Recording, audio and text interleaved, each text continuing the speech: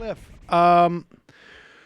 we have been doing this, I don't know, for how many years now. And I should also say, folks, that we don't have that in the song, the Unprecedented Podcast, but people can check that out on iTunes, which I know you're doing on a weekly basis. But yes, please do. We have been doing these Fridays for, I feel like at least 5 years. It could be 6. I don't remember. I think we're closer to 6 at this point. We actually were, because I think I know where you're headed with this. We were on live the Friday that the horrible shooting in Newtown occurred. Right. We were kind of talking about that live, and that's December of 12. So wow. I mean, that's 5.5 years ago, and it's been a while, man.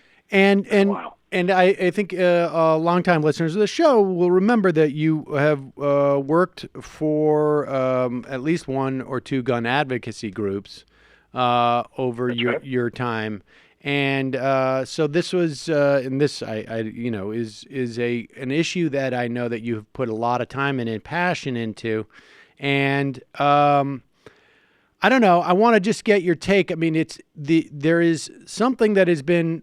I don't know if it will be meaningfully different in the wake of the Parkland shooting, but there's definitely been something that's been different. And I just want to get your take on that.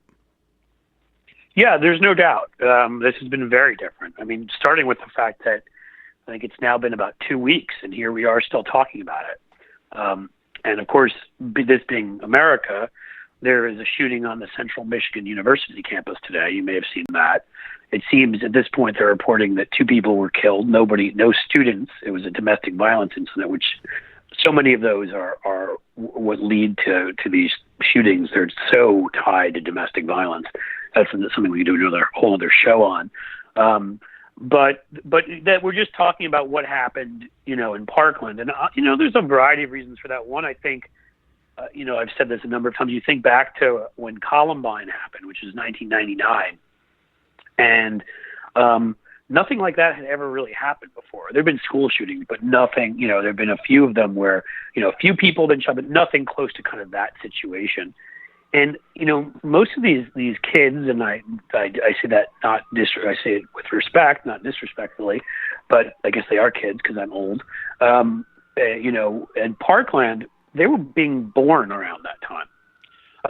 And so, for them, this is the generation they've grown up in. Some people have called it Generation AR-15 or, Generation sort of active shooter drill. I mean, they've gone through something that no other generation in American history has gone through, which is their whole lives. They've been under the threat of when they walk into school, a disgruntled student showing up with military weaponry that they can get down the block and doing something like what happened in Parkland.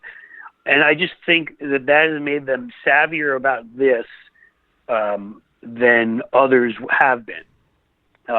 They also are of an age that they've had access for a number of years to social media. Right. We now know that, obviously people can find out what's going on in other countries or what's going on in other cities or whatever in a way that they couldn't before. And I think they've had to go through all this, and yet they've probably, you've seen it since this whole thing happened, but probably beforehand had relationships, who knows, maybe online with kids similar to them in the United Kingdom or Japan or Australia or Canada or Israel or, Iceland or Spain, France, and seeing that other kids in high-income democracy don't live like this. They don't fear shooters coming in with assault rifles, which is essentially an M4, slightly modified to be semi-automatic, but essentially as deadly, a weapon of war, as many military people said. Somebody could just show up at your school and do this. I mean, so they're savvy with social media in a way that you can't, you can't just teach. They've lived it, but also, some of this is the fact that they've been incredible. I don't know if you've watched some of these interviews, but they're compelling. They have passion. They're talking about their friends, but they don't back down to anybody, including the President of the United States. I mean, right out of the box, they were basically telling him to F off, which I was kind of impressed by. But they can go on, TV and they're very comfortable there. Yeah, it's interesting. Maybe that has.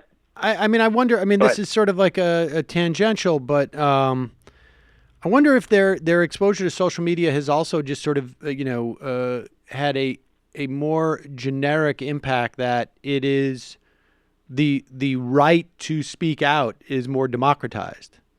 I mean, I think that's right. I do. And I think it prepares them. They're not as intimidated because on social media, some people may have check marks and some people may have more followers, but everybody's essentially equal. You're all there tweeting. And there's just something to be said, and again, I think there's downsides certainly to social media too. I'm not saying it's all good, but in that way, again, I mean, look, I don't know what you've seen, Sam, with your kids. I now have an 11-year-old, and I have to sort of say certain things to him and make sure he's, watching out for certain stuff, because they text each other and they've got ways of communicating through games they play and everything. And they're just looped in a way that I wasn't close to at that age. Right. I didn't know what was going on with, they've got people they're talking to online and they're finding out stuff about it. We were in New York for a year ago, Thanksgiving, and my kid was sitting there doing a video presentation in his class because we had to miss a day with one of the students, and he was reading the part of his poem from our hotel room in New York City, and his partner was reading it from their classroom here in Cincinnati. It's just a different world, and I think that means that some of it might be luck, that we just have that there are a couple of kids here that happen to be incredibly articulate, incredibly smart, and comfortable in front of the camera. But I think a lot of that is generational. I think these factors have something to do with it. So the NRA hasn't been able to pull their usual thing, or Marco Rubio, and just offer thoughts and prayers, or not say anything, or just tell them basically to shut up. They have responses to all of that. They shamed Marco Rubio in that town hall. Right. His approval rating nosedived into the 30s to a place it's never been before.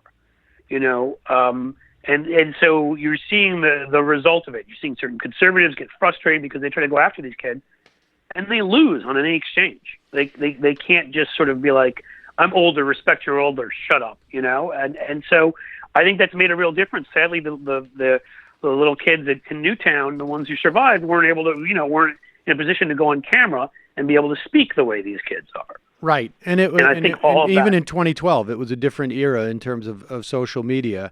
And